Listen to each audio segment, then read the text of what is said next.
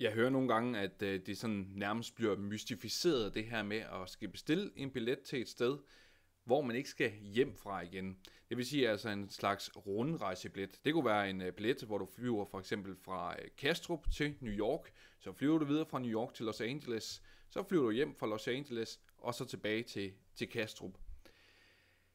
Der er nogen, der tager sig rigtig godt betalt for at booke sådan en billet her for dig, men du kan altså sagtens selv gøre det. En af de sider, jeg anbefaler til at bruge til at bestille sådan en multi-city-billet, det er søgemaskinen Momondo. Jeg har selv bestilt en multi-city-billet på den her måde via Momondo før, men du skal naturligvis bare bruge den søgemaskine, som du har det bedst med at bruge. Jeg var også lidt inde på det i videoen omkring søgemaskinen Skyscanner. Skyscanner, den viser ofte enten en fejl, hvis du skal have sådan en multibillet her, eller også så viser den priser, som er alt for høje. Det er altså derfor, jeg bruger Momondo. Men lad os prøve at kaste os lidt ud i det. Her er vi på forsiden af Momondo.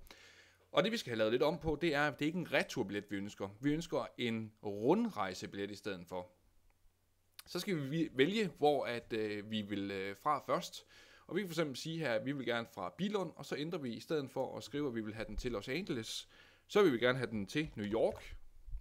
Så kan vi sige, at vi vil være i New York et par dage, og så opleve den fede atmosfære. Og vi kan for eksempel sige her, at den er sat til den 13. april, og vi er 2 passagerer.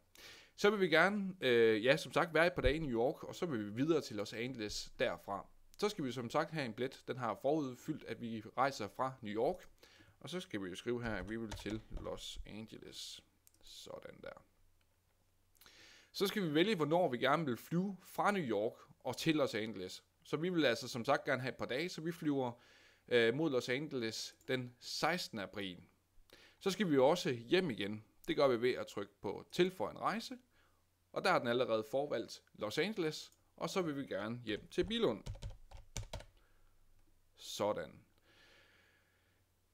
Den samme dag, det er nok sådan lige i overkanten, så vi vil gerne have et par uger i Los Angeles, så vi siger, at vi gerne vil hjem lørdag den 30. Heroppe, der havde vi altså valgt 2 passagerer, og så trykker vi simpelthen bare søg.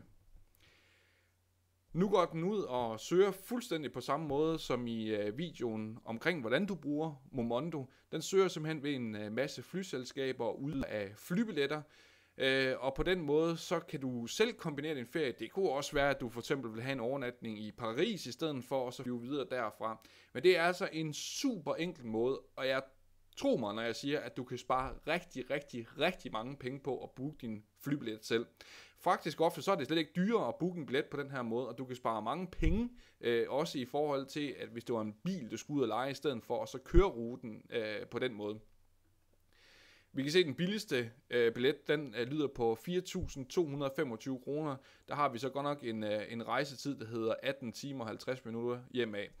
Men hvis du vil se, hvordan du ender i søgeresultaterne, for eksempel ved at trykke max 1 stop og ændre den maksimale rejsetid, så kan du se det i videoen omkring, hvordan du benytter Momondo. Rigtig god tur til dig til USA, når du kommer så langt.